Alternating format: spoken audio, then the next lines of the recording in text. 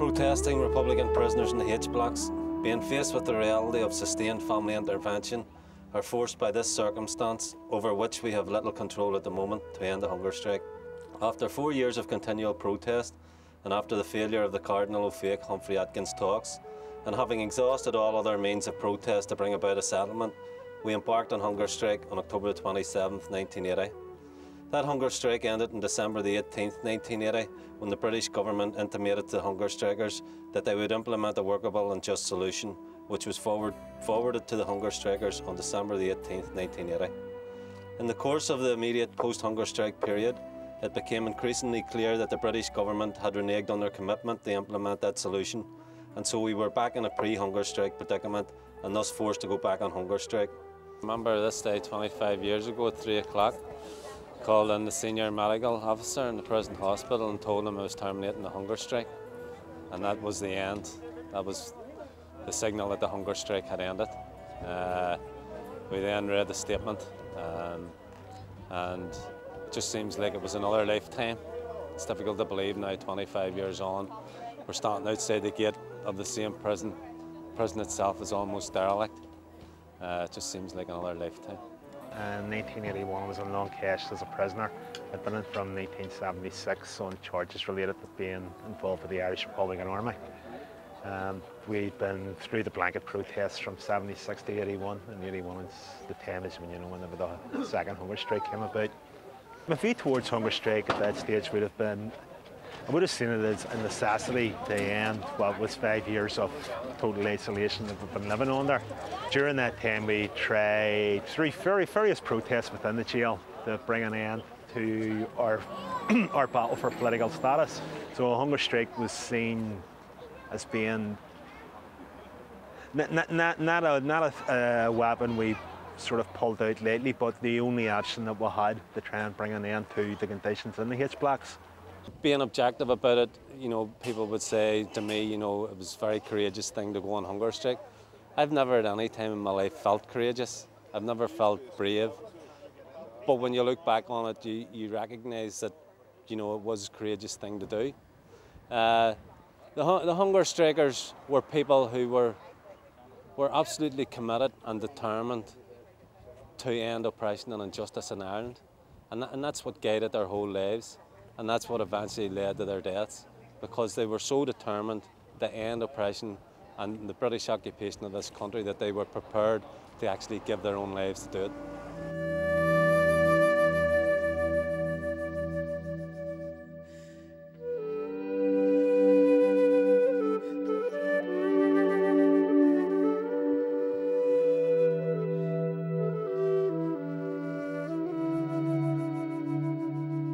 Each hunger strike then was just a human tragedy. From Bobby's death on, it was just a human tragedy each time. It did cause normal sort of feelings of despair and depression that people were dead, but it also increased the amount of defiance amongst us to see the hunger strike through to a successful conclusion. Even right up until the end, before the hunger strike was called off, we had been talking among ourselves about ways of trying to bypass the family interventions. But by that stage, it had run its course. At the time, we didn't have a lot of time for mourning. We were so determined to see the course of action through that we had embarked on that we didn't have time to stop and mourn. As each comrade died, it intensified our determination to see the thing through. By this time, a new, active, treacherous and vigorous campaign was underway to break the strike. This campaign was orchestrated by the clerics who received approval from the Catholic Church. On August the 20th, Mickey Devine was the 10th hunger striker to die.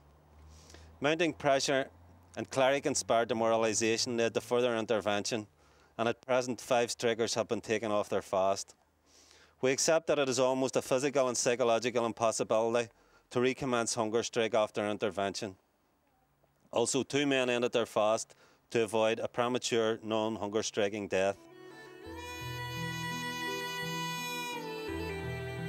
The situation exists at present that a considerable majority of present hunger strikers' families have indicated they will intervene, and under these circumstances we feel that the hunger strike must be, for tactical reasons, must be suspended.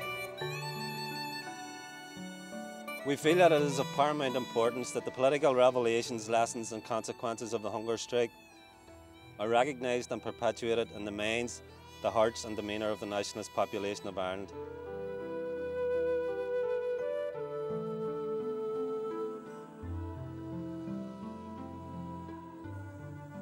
We had mixed emotions at the end of the hunger strike. To a certain extent we were demoralised that we hadn't achieved the full 5 demands and that 10 of our comrades had died. We thought about them, thought about their families and what their families must be going through. And I mean, there was even a certain amount of guilt that we had survived the whole thing and they had died. There's a depression from them days, just how deep or whatever, because I've never went to psychiatrists to get it checked out or anything, but there is a depression and there is a sort of a gloominess left from them days. But in saying that, there's also a great feeling, there's a feeling of pride of having been involved in something that helped, looking back now in retrospect, to hasten the end of the armed struggle and the war, and also to put the nationalist people on an equal footing and put us within striking distance of achieving our objectives without anybody else having to die or go to prison. What the hunger strike taught me is that people are inspired by great sacrifice, and many thousands of young nationalists have been inspired and are continuing to be inspired by what happened in the H blocks in 1981. But also, what we also learned out of the hunger strike is that there are other ways sometimes of achieving our demands. And although we didn't achieve our demands at that time, at the end of the hunger strike, we certainly went forward and achieved all the demands that we had originally demanded at the start of the hunger strike by using other means. And I use that analogy also in terms of the armed struggle. Even though the armed struggle may be over, the struggle itself isn't over, and we will carry on using other means to achieve our ultimate objectives.